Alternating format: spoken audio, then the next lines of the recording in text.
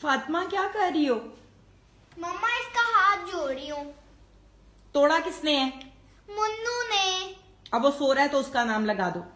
ये बताओ उर्दू का पेपर कैसा हुआ?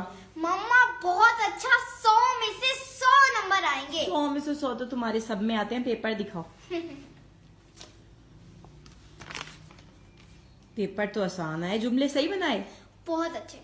खराब का क्या जुमला बनाया? वकीलों और डॉक्टरों के झगड़े की वजह से मरीजों की हालत खराब है। अच्छा, भाईचारा। वकीलों और डॉक्टरों के बीच भाईचारा ना होने के बराबर है। और मशगला? वकीलों और डॉक्टरों का मशगला झगड़ा करना है। हर में वकील। अच्छा, हम आवाज अल्फाज बताओ। दलील, वकील, हबीब, तबीब, पड़ताल, हड़ताल। अल्लाह हालाते हाजरा है। अच्छा ये बताओ, कहानी शेर और चूहे की कहानी, इत्तेफाक में बरकत।